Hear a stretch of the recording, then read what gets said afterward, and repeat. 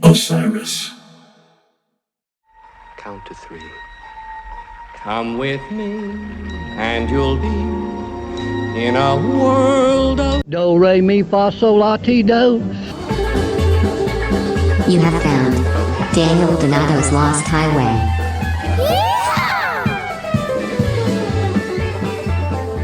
that lost highway. Howdy, y'all. Welcome to the Lost Highway podcast, the podcast of all things Cosmic Country, now brought to you by Osiris Media, episode 53. I'm a little bit sick, under the weather this week. Had to cancel 4 shows. First time I've ever had to do so in my career as a musician, as a touring musician. And I really hate that. But sometimes life forces you to take your energy, your patience, persistence, and positivity, and to place it in a way that is more static and more thought-based as opposed to more action-based deployment. And I'm all right with that. You have to be all right with that because there's no point in going against the current. You will lose. I was at my friend's house the other day, and we were having some wine, and there was this book on top of his wine fridge by Ken Burns. And this was right after Tom T. Hall died. We were talking about Tom T. Hall. It was freaky. And I'm going to tie this quote in from Tom T. Hall with Carl Jung, which is really Cosmic Country, I think. And I've always loved Tom T. Hall. We haven't spoken about it since he passed on the podcast here. He wrote a book called Spring Hill, Tennessee, which is the town I'm from. Love that book. Love every song. I've listened to every Tom T. Hall song, every era. Seriously, I've dug it all up, read all of his books, everything. I'm a huge fan of his. And I opened this Ken Burns book randomly. I've never seen the book before. I just randomly opened it, and it's a Tom T. Hall quote. And this is the quote, and it's freaky. And it's synchronicity all around. This is the quote. I think there are archangels, and I think there are cosmic forces by way of human beings that hit the planet. Bill Monroe was one. There's just one Bill Monroe. There's just one Mark Twain. There's just one Einstein, one Hemingway.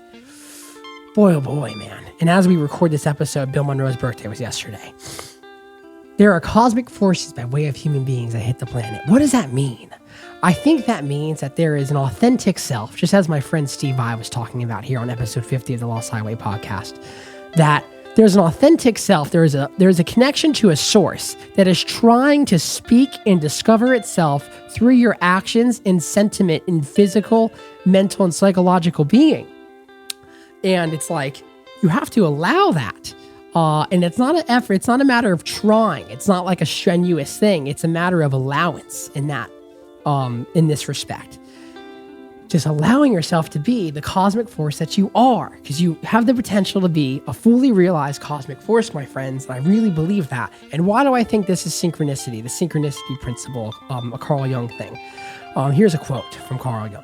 Synchronicity is an ever-present reality for those who have eyes to see. It's an ever-present reality for those who have eyes to see. So if you're allowing yourself to see these things, you can see synchronicity like leaves of grass, like mycelium of fungi, like an ever-present connection that we have into a collective subconscious, if you will. I think there are archangels, and I think there are cosmic forces by way of human beings.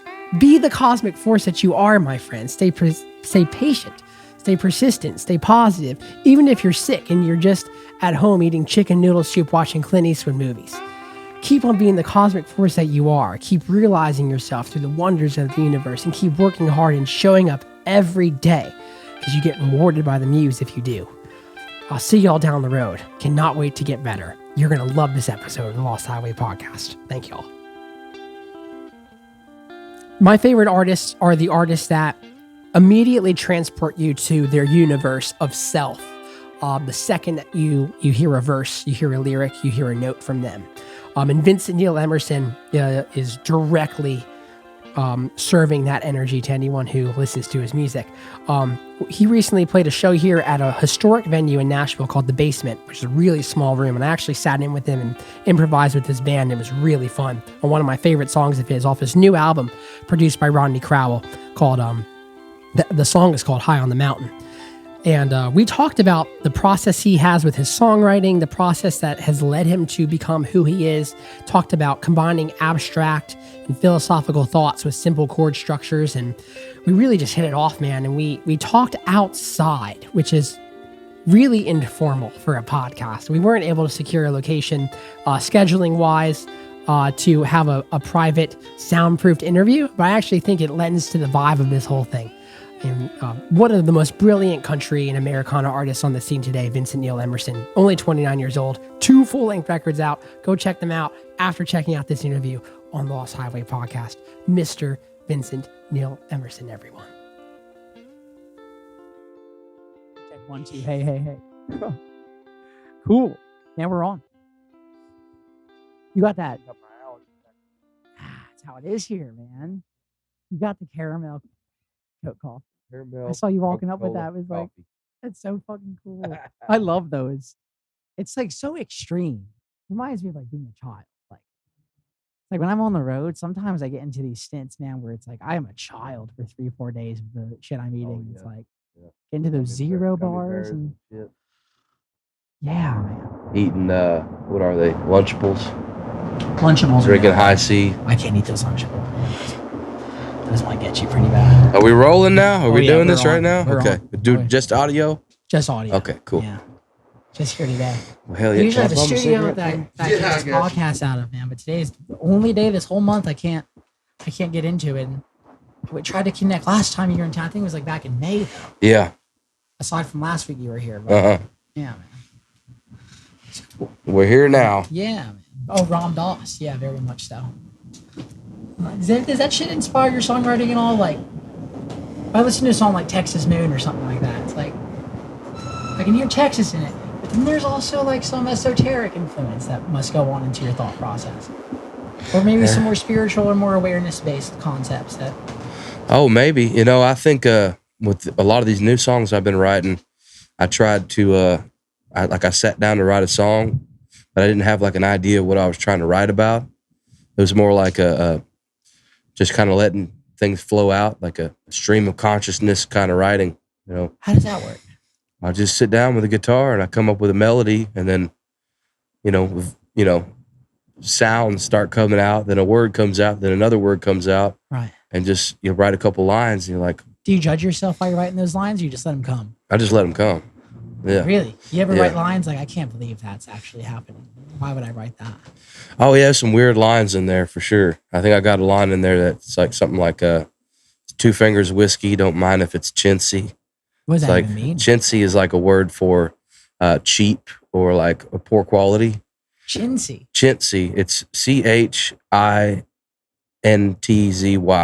Chintzy. And I think I'd heard it somewhere. It's a type of cloth over in England that they used back in the day that was just cheap cloth. So I put that word in there. I was like, this weird stuff comes about like that. Yeah. Because it's floating around in the subconscious. And when you go to write, it could be in there. Oh, and by the way, y'all, we are literally, that's Brighton. I think Brighton might be dying. Maybe. Might should pause this. Vincent's tour manager. Hope you're all right, Brighton. I'm doing fine. All right. That's good. And Wild Will's here with us. I would have brought more microphones if I knew the whole gang was here, man.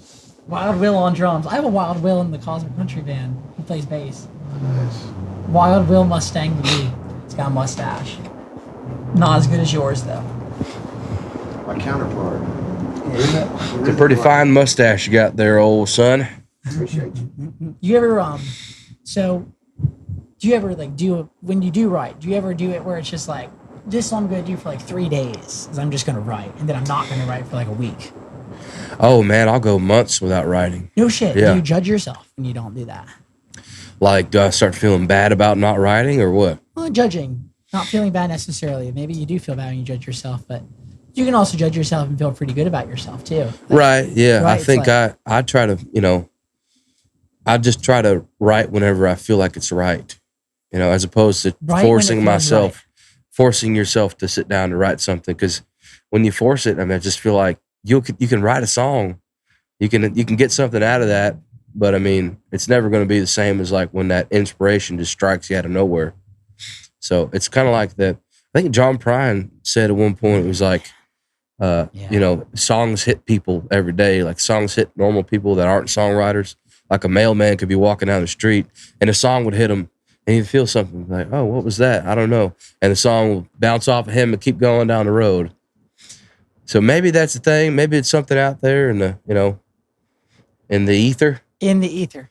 Maybe. That's You're how just reaching out and grabbing it. That's how it worked for John, how Sam Stone came. Mm-hmm. Like, he just wrote that, right? And I love stories like that. I like the story of Poncho and Lefty, how Towns wrote that. You familiar with that? The Dream Story. That was a different song. I believe that one is If I Needed You. He was asleep when he wrote it. He like was dreaming that he was singing that song. Oh. And then he woke up and like wrote it down real quick, then went back to sleep. Get the fuck out. But Poncho and Lefty, that's how though. Melissa was written too. Poncho and Lefty, he wrote that song about two Mexican bandits that he saw on the TV, but he didn't see them. He didn't see the show until like 2 weeks after he wrote the song. If that makes any sense. Like he wrote this song about these two bandits running around. Oh yeah. And then he saw it on TV 2 weeks later. He realized like, whoa, I wrote that song about them, but I hadn't even seen them at the time I wrote it. So weird stuff, you know? Yeah, man. What are your thoughts then on the recurring and ever-present archetypes that surround any storyline that is ingrained in our culture's morals that guide our art? It's like the hero's journey, right? Or like the two anti-heroes being the Mexican bandits. Yeah. Probably traveling and traversing some terrible shit in land and terrible conditions, and they come out on the other side winning, right? It's like there's always so many archetypes that we come and cross with all the time. It's like it would make sense that someone that inspired as a writer would interact with that regularly. Yeah. Do you ever do you think you're writing about your own experiences sometimes? And do you ever think you're just writing about a general experience that people have? Perhaps with it. The last record I did, Fried Chicken and Evil Women, I was definitely writing story songs, you know. Yeah. Well, that was like, it wasn't me. It was pieces of me intertwined within like stories I was coming up with, like the title track, Fried Chicken and Evil Women. How do you let yourself have that funny of a title track? Like, how do you not take yourself seriously? So I didn't even, I don't even know what I was going to call it. I didn't have a title. And my manager, Travis, was like, dude, he had the album cover designed with the title Fried Chicken and Evil Women. I was like, that's badass. I'm down for that. You just trusted it. Yeah. You just got to trust it. Yeah.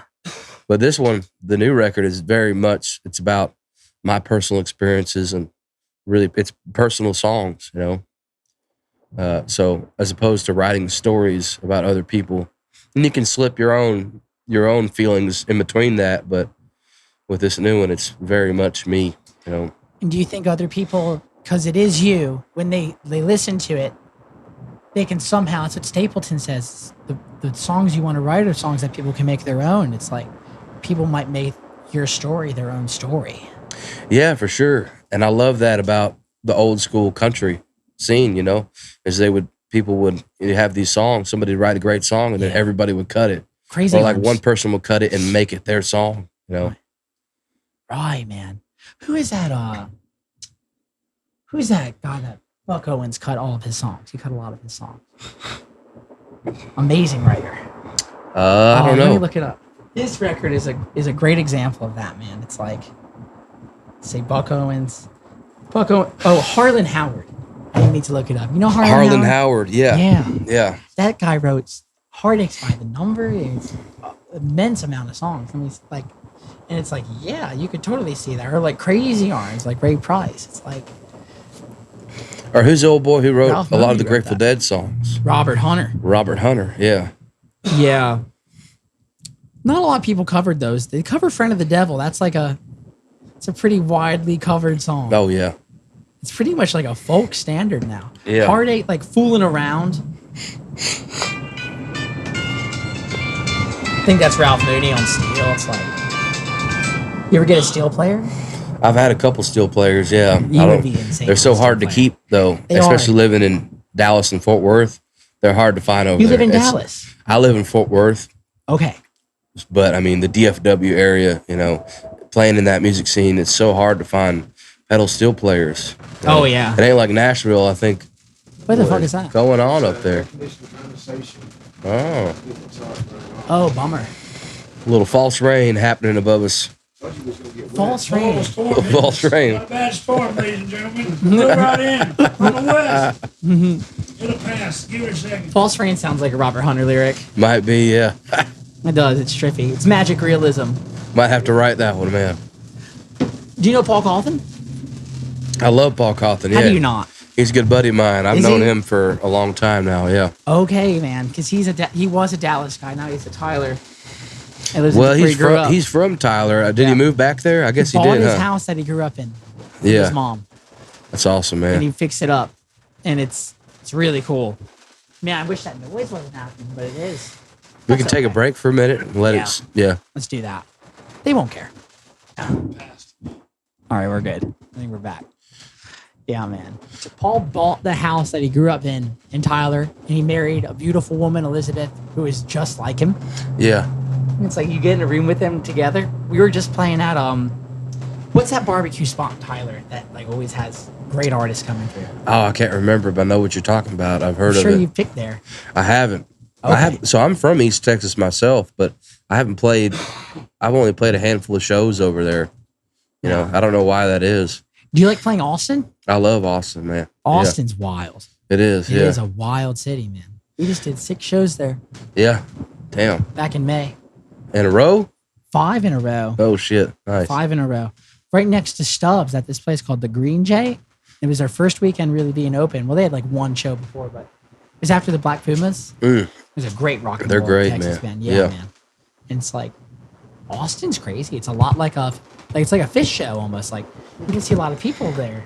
Oh, dude, there's so many crazy people in Austin. It's awesome. And it's like Nashville has that vibe too, where it's like there might be a guy in Birkenstocks and tie dye singing along to like a Waylon Jennings song, Yeah. and then there's like Hell yeah. Like well, that's so backwards of what you think Texas normally would be on a social level. Like Texas is responsible for some of the most authentic American music that's ever. Oh, for Bob sure. Wills and- Bob Wills, yeah. Man, And all those dudes are like, you know, in a way, they were kind of hippies themselves. Like Yeah. Bob Wills and all them boys were smoking weed like crazy. fuck yeah, They were into that the jazz shit, you know, They're the jazz smoking scene. weed. That's great. They're They were, probably you doing know, they dopes, were too. blowing down. They were smoking all kinds of crazy weed. Maybe not the best quality weed, but They're smoking Mexican weed for sure. for sure that brick weed. Yeah, the Brit. Yeah, Yeah. yeah. Mexican red. Yeah, that's what I call it. Is that what that's called? Mexican red. Swag. Would you look at what's crazy, man, about Texas is you take someone like Willie Nelson, right, who is so Texas, like you could be the most hardcore conservative right wing Texan and just love Willie Nelson. What makes Yeah. Willie Texas? Because I agree It's his with song. He you would wrote know. some of the best songs in the world, but Yeah. I don't know. It's a weird kind of anomaly because he's a hippie for sure. You know, He's himself. Yeah. It's like, yeah, but that's Texas. it is. Yeah, Yeah. The ideal that America's founded on is the fact that at least one of them, right? Like, and I feel like this. I'm a dumbass. I don't know, but it's like it seems like you have a real chance to really be the best version of yourself here more than any other country. It's like you really do. Like we encourage that here, and then like Texas is that times 10.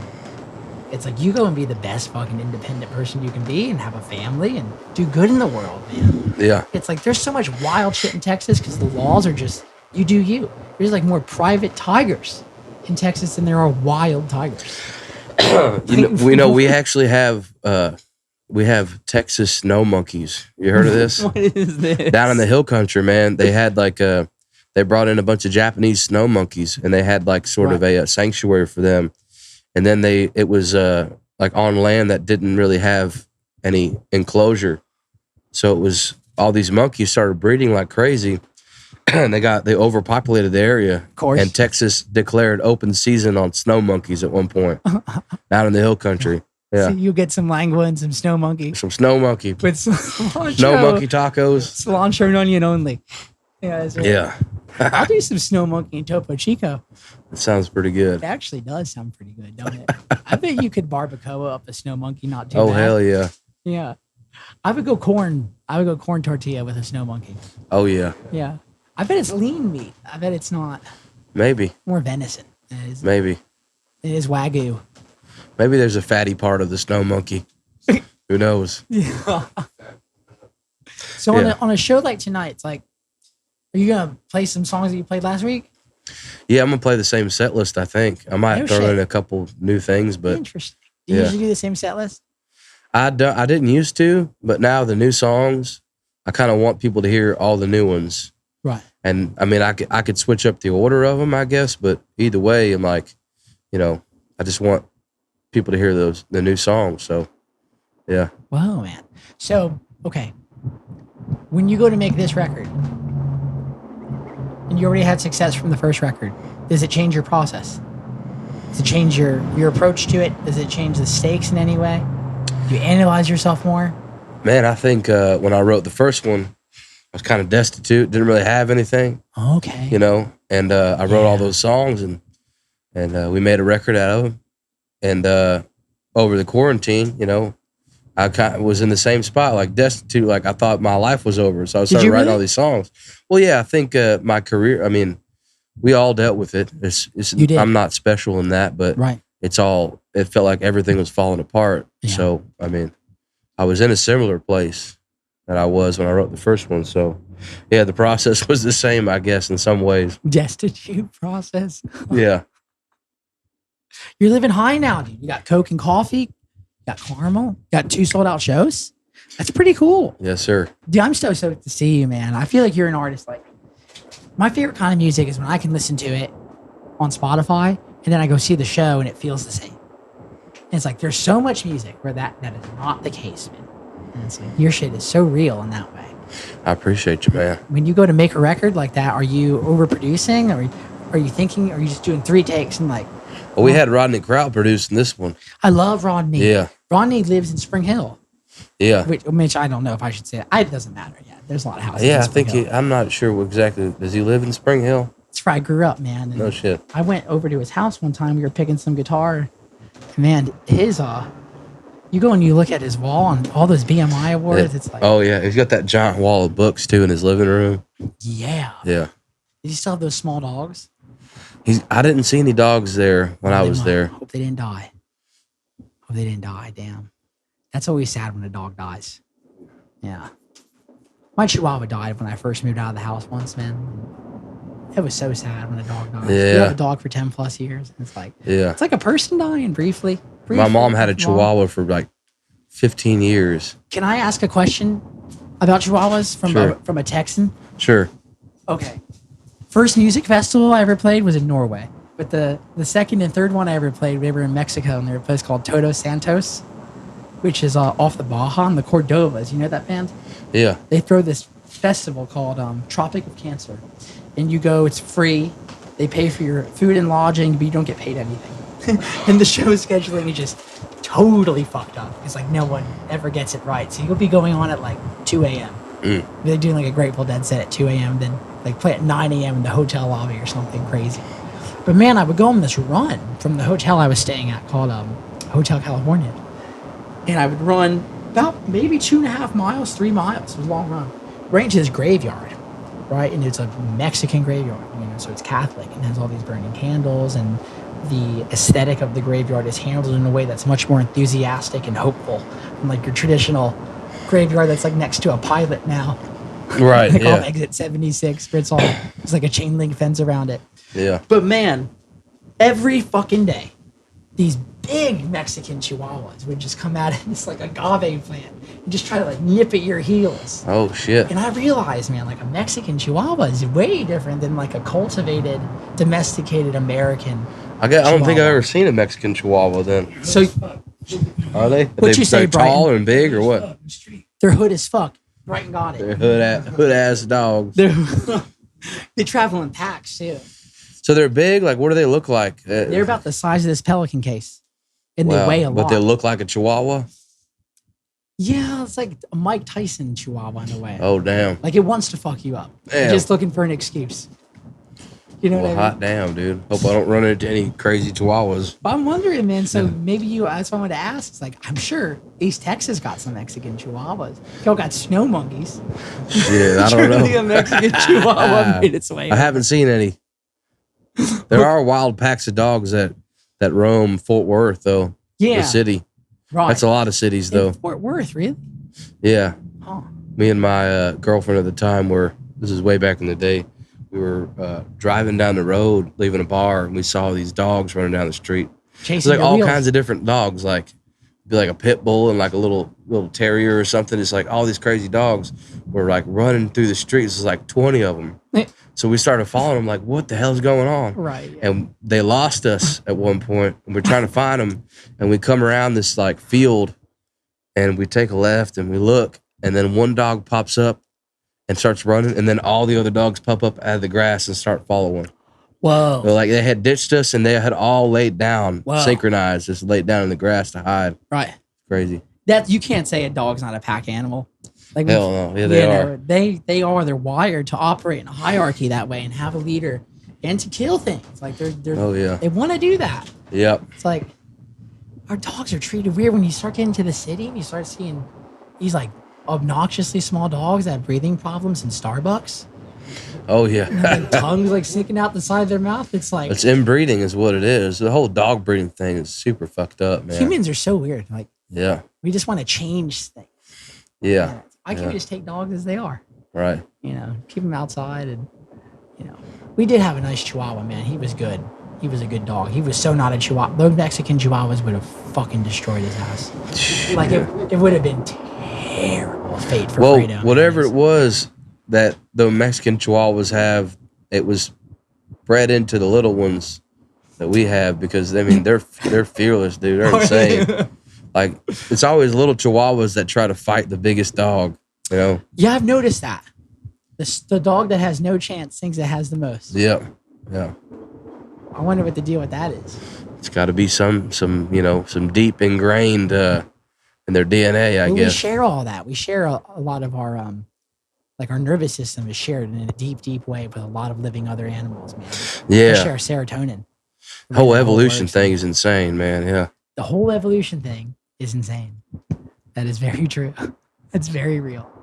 Evolution's real. It's also, think about this with music too. It's like, you know, not getting into like the biological sense of evolution, but just as an artist, how often you're changing.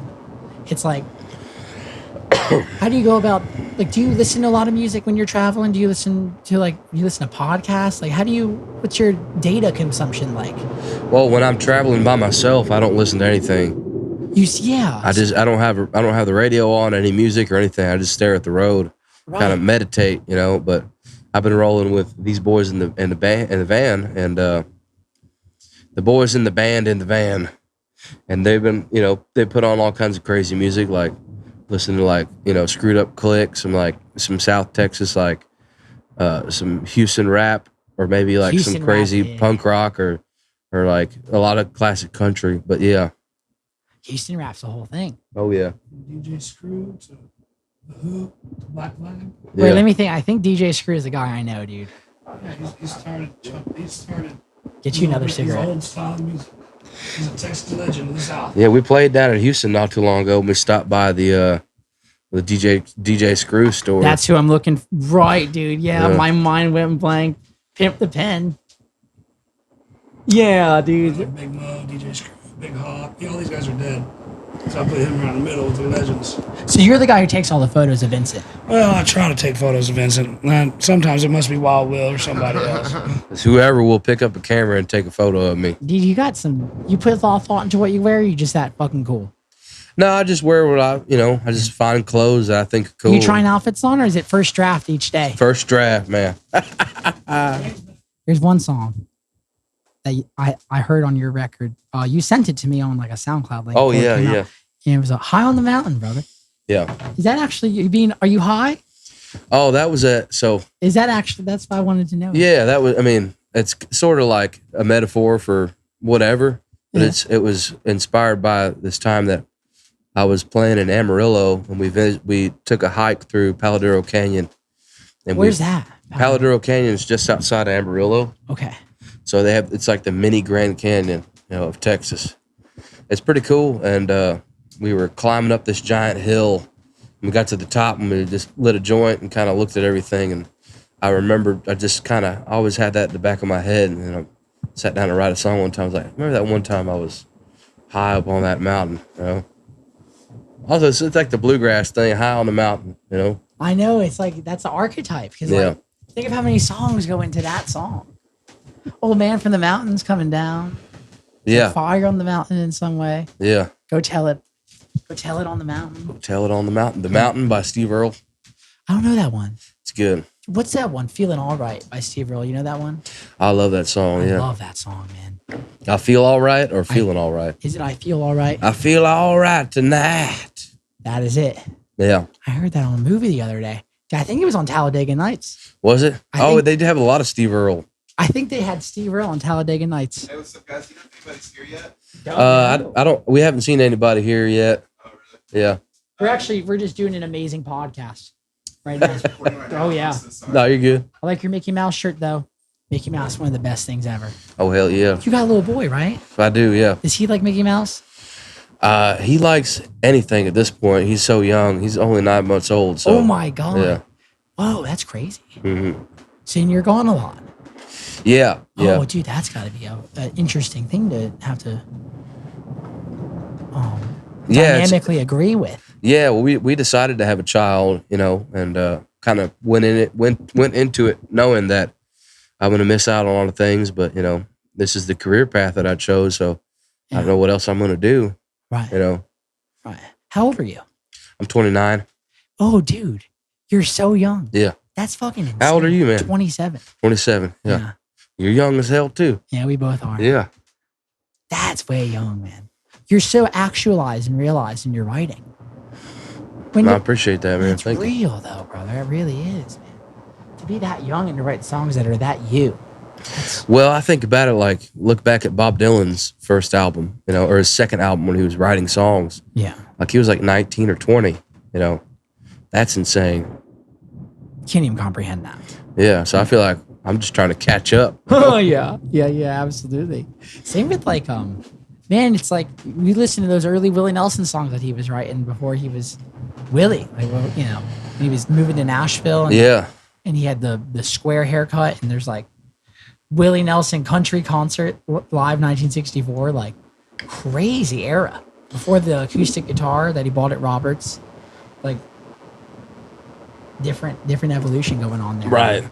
Crazy thing about Willie though is he was already sort of, he was old by the time he was got really well known. In his 40s. Yeah. Yeah. Willie's old as hell. Willie is old. He's old. He was just out playing, right? I think he just announced another tour not too long ago. Wow. Which is, we were all super worried about him because he'd canceled everything and wasn't playing shows, and just word going around that he wasn't feeling good. But he announced another tour and he's getting back at it. Good, man. He's texting. Oh yeah, I had the honor of playing his picnic over quarantine. Yeah. This is a weird deal, man. Never thought I'd be able to play Willie Nelson's 4th of July picnic. And I didn't expect it to go down the way it did because it was digital. Yeah, it was a live stream, but it was from his ranch.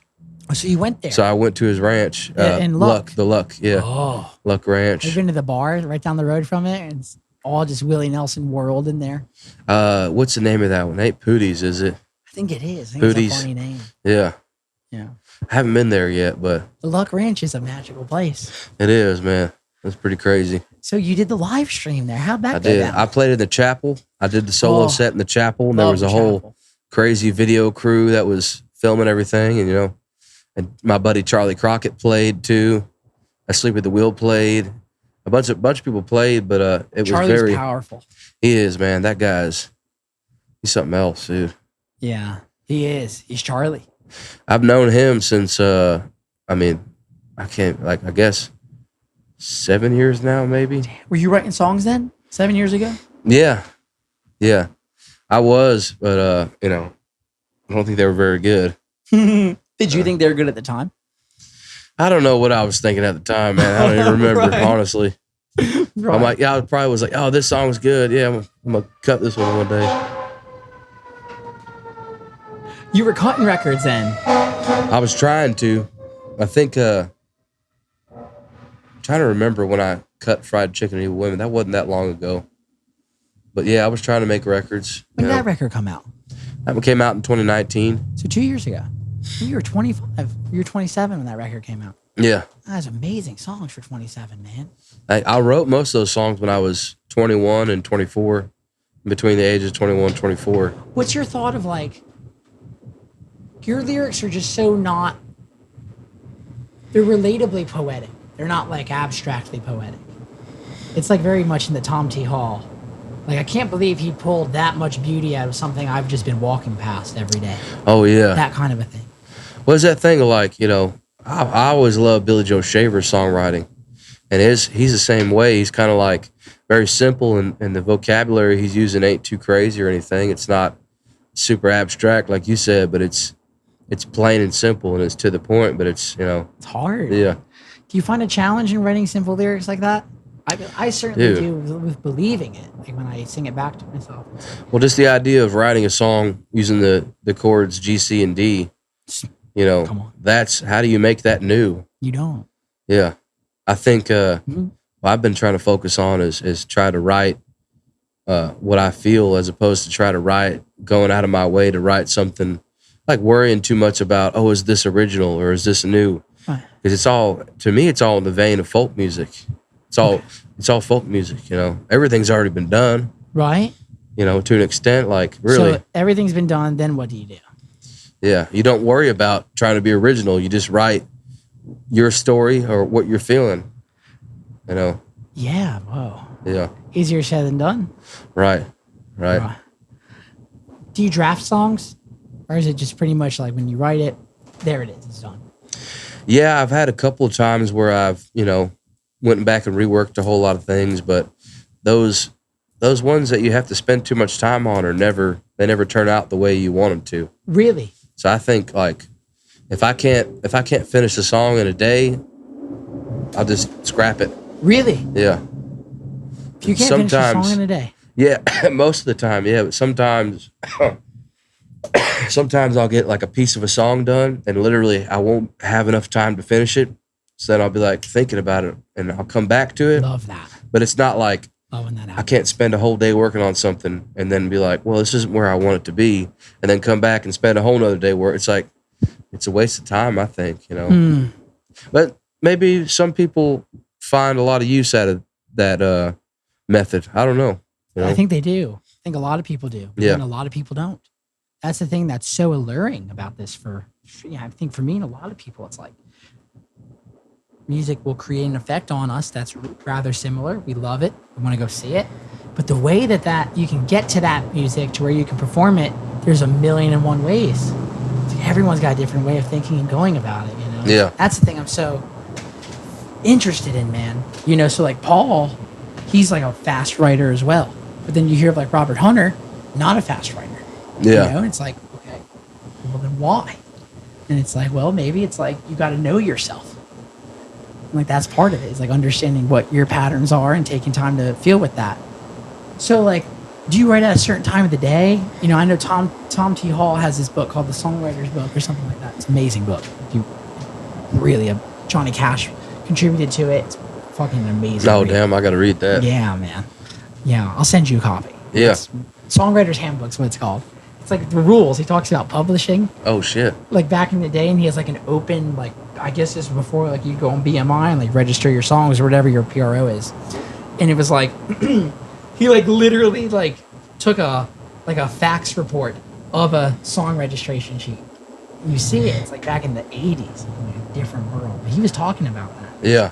So ahead of his time. But he says he would write every day between like 5 a.m. and to 9 a.m. Oh, wow. Like, that's it. Like in 4 hours without unbroken consciousness. Do you have a certain method that you do with that? Man, that's funny you said that 5 a.m. to 9 a.m. thing, because I used to do the same thing. That's when I was writing this record, the new one. I would sit in my shed in my backyard.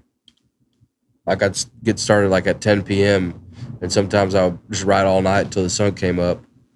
And so it was a lot of. I was I was smoking a lot of weed when I was writing Fried Chicken Eat Women. Yeah. But this one I was just like chain smoking cigarettes and staring at the wall. Hey, nicotine it's not hits good for you. different than the weed does. It's like, oh yeah. I like the pens. Down at the fish shows this weekend, my friend, we were going to buy Topo Chico from from this like gas station that was just filled with wooks. And there's like icy Slurpees all over the floor, and people with like no shoes on. Sorry, man. It was like it was fun, you know. Everyone loved it, and except the people who were stocking their shelves. And he got me this Biddy pen. I don't know if you ever tried that. It's like a vape pen. It's like not a cigarette. Nicotine vape pen or Nicotine what? Vape pen. Yeah. Yeah. Yeah. Yeah, I've had a couple of those, but you know, nothing hits like Cowboy Killer, son. Dude, I think the vape pens are worse. Like as far as your nicotine intake, it's way more nicotine. It's crazy. Oh yeah, that's what people want though. We want worse. We always want more and worse things. Everything that's like, good is bad for you. You know. Yeah. That's what it seems like sometimes. And everything that's bad's real cheap and fast. Yeah, yeah. Like, so man, so you're writing like, okay, you're chain smoking. I know that's how Tyler Childers likes to write. Oh yeah. Yeah. David Lee Roth too and Charles Bukowski. You know, just sit there and chain smoke and write. Chain smoke cigarettes. Yeah, I've never tried that approach, man, because I fucking hate cigarettes. I should try the pen. Yeah, I don't think that it's more like the crippling nicotine addiction is like there's something about like smoking. If you're addicted to nicotine, like just smoking, the act of smoking, or like I don't think that has anything to do with the writing. I mean, I could have sat there and drank Topo Chicos, or I could have sat there and like eating candy the whole time or something. I don't think that it had anything to do with the writing, but I just happened to be where I was at, you know.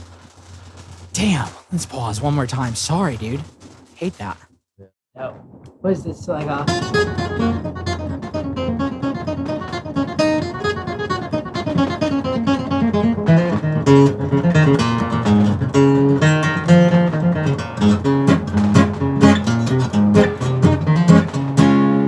some Pop Wheels, like that walk-in. Stay all night, dance all night, dance a little longer. Pull off your coat, throw it in a cone. Don't see why you can't stay a little longer. Wow. Get in the way, Willie. Oh yeah. Well, you can't go home if you're gone by the mill. There's a bridge washed out at the bottom of the hill. Big creeks up and a little creeks left. Plow my corn with a double shovel. Stay all night, stay a little longer. Dance all night, dance a little longer. Pull off your coat, throw it in a cone. Don't see why you don't stay a little longer. Wow. Hell yeah. That's beautiful, man. What a great guitar. I can feel the songs in this guitar. Yeah, I wrote a lot of songs on that one. You have? Yeah, yeah. You find certain ones speak to you. I'll put it back in the case. Oh yeah, sure. You find certain ones speak to you more than others with writing? You know, I used to. I've had a handful of really nice guitars. I think it's just a material thing. It is. Something special about having a nice guitar, but at the end of the day, it's just a piece of wood with some wires attached to it, you know? I'm so glad you arrive at that conclusion. So do I. It's like, yeah. Because people are always asking, because I think they want to like project the idea that something can be attained through an external object. You know, I can buy something and I'll be there, or I'll sound like this, and it's like, to a degree. Yeah. But really, the thing that you authentically are wanting and are desiring is for you to find that within yourself. To be able to write a song on a guitar, play it, pick up a guitar and play some shit on it that moves you. It's like, Yeah. that's within you, man. Yeah. What's your, like, so you obviously put in a lot of work or something. Like, your songs are just so transportative, man. For being so young, I can't believe that. It freaks me out. I appreciate that, man. Thank you. Man. Damn. When did you start writing? Around the time I was like 18 and 19. That's so young. I'd started to learn how to play the guitar when I was about 16, 17, but I never really took it seriously. And then around the time I was 18, I started trying to write songs. And then through my 20s, I really learned how to, write a song.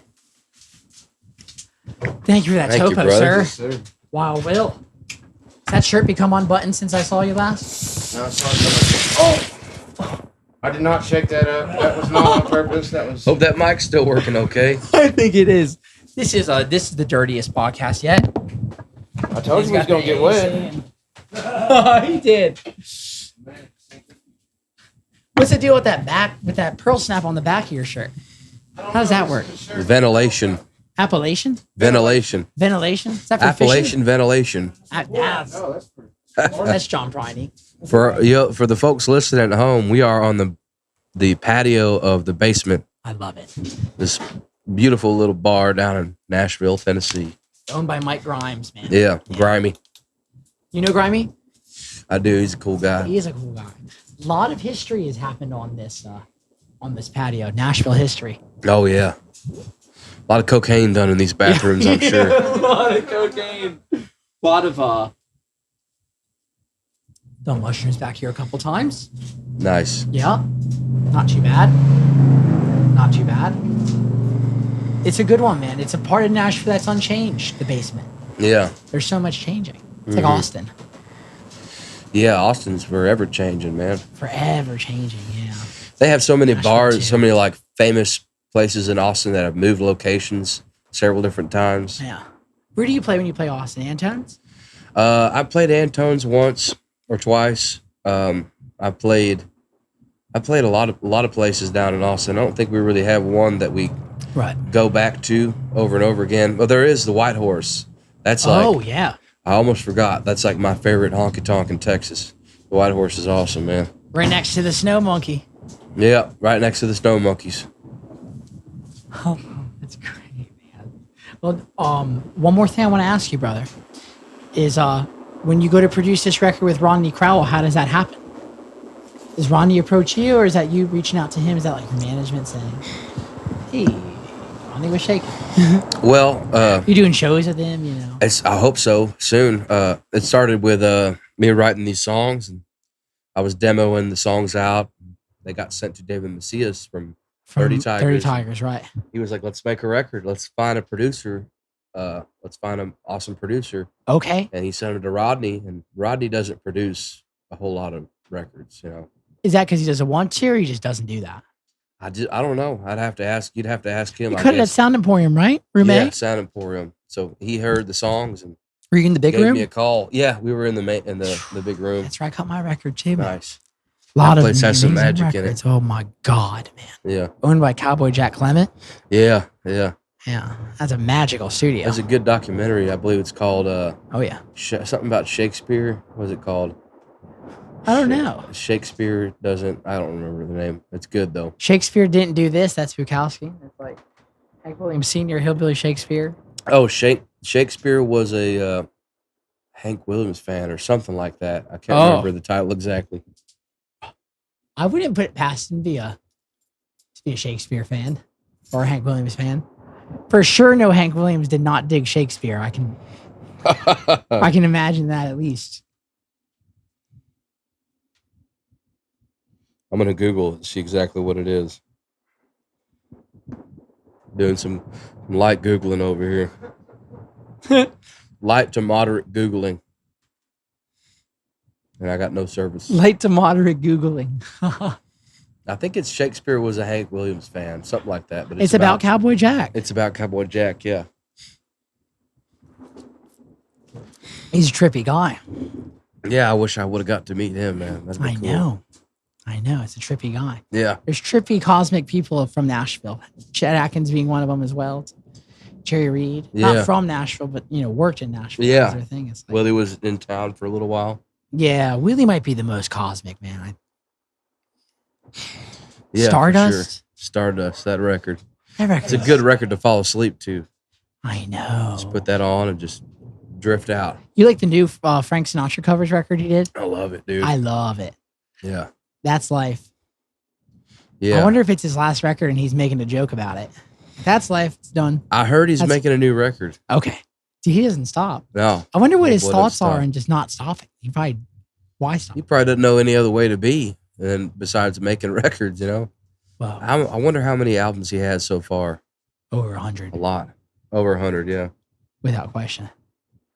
Over 100 records at You think least. about that, it's like he's 87 now, I think. You know, how many records a year do you have to make and to make that happen? You know, like right. 4, 5? That's a lot of records. I don't know, man. They can't be all good. I think they are all good. Even Countryman's good. Yeah. The Willie Way. There's a lot. I'm sure there's a lot of like compilation records or like A lot of them. yeah, the re-recordings or whatever. Right, like Hello Walls. Those kinds of This Is Willie Nelson. Greatest hits records, you know. Yeah. mean, the Honeysuckle Rose, the live album is a force. That movie is a force, dude. That's one of my favorite movies of all time. Yeah, it's man. Good. What are your thoughts on Willie in New Balances? I like that look. Oh, hell yeah. Yeah, that's the move. Hell yeah. Yeah. That is. That's comfort over, fashion, but he made them fashionable. He did. Yeah, he did make them all fashionable. All of a sudden, you see Sturgill Simpson on the Tonight Show wearing a pair of New Balance 574s or whatever. See, your fashion, dude. You know your pair of New Balances and a damn Wrangler cowboy cut shirt. It's like that's the look right there. It was all Texas right up until the New Balance 574. Well, I don't think everybody in Texas wears cowboy boots. That's the thing, There's a lot of cowboy Everybody boots. thinks that we all ride cows to school. Yeah. You know what I'm saying? Riding cows to school. In some places you go, some towns in Texas, you'd be wearing a cowboy hat in a bar, and people will look at you like, what's up, cowboy? How you doing? Like make fun of you and shit. Maybe like in Dallas. Maybe, yeah. You definitely stick out walking around in Deep Ellum wearing a cowboy hat, that's for sure. Deep Ellum. Yeah. Like trees. Have you been to trees? Yeah, like I've been that to trees. Place is so funny, man. Right. The place is crazy. You played there at Paul one time, and Paul gave me this joint. Paul makes you smoke weed with him if you're on tour. Among other things. Yeah, among other. I didn't partake in those. I've had Paul, oh yeah, shove things in my face a few times. Oh yeah, man, Paul. That's Paul's a good human. Every time you say his name, it's like Voldemort, except it's the opposite. People start laughing. Oh yeah. Paul, if you're listening out there, I love you. I love you too, Miss brother. You, bub. Yeah, I love Paul, man. We're playing with Paul this weekend in Denver. Nice. Whereabouts? The Ogden Theater. Nice. Yeah, man. I did 2 nights at the Boulder Theater with Coulter one time. Coulter's legendary. He is. He's a special man, huh? Yeah. Have you ever worked with him? Yeah, we're on the same label. We have the same manager. Cool. We cut a song together one time. What's the label? The label is La Honda Records. Look at this. That's his label, huh? Right? So it's our manager's label. Okay. Our manager and a woman named Collie Conningsworth. Ooh, that's a beautiful thing, man, to share it with Coulter. Damn. Oh, yeah, for sure. Yeah, he's young, too. He is. It's funny. He texted me yesterday. He's like, hey, you prick. How old are you? I'm like, why? He's like, trying to settle a bet. I'm 29. I don't know who you're betting with, but yeah. I think he's 25 or 26. Whoa, he's my age. When I met him, he was like, how does that happen? 23 or 22 or something. And he was probably the same. Well, he was writing amazing songs, and he already had a great vocal style going on. Great vocal style, man. He's prolific, that guy. How so? Just his songwriting. He just keeps writing great songs, dude. Yeah, man, he does. Yeah. Is he writing a lot? Is that what he does? So looks like he does. He doesn't ever send.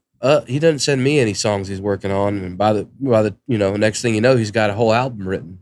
It's like he keeps them close to the chest, I think. Oh, I like that.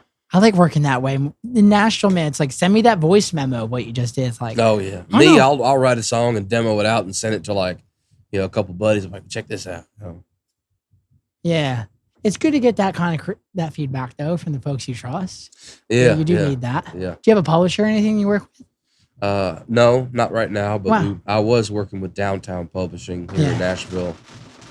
When it rains, it pours. When it rains, it pours, baby. See. Well, man, we could wrap this, man. I don't want to keep you too long.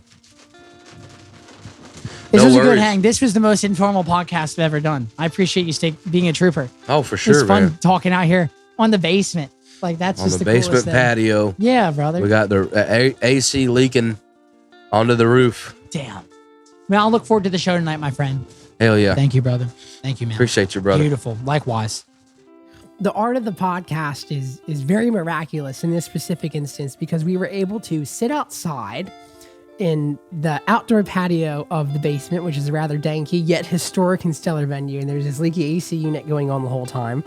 And it's like Vincent and I still had the opportunity to be able to hit on these points that I believe will intrigue you, the listener, and curate some action in the imagination of you, the listener, and will stick with you. And I hope that that's what you gain from this interview. Please go check out his music.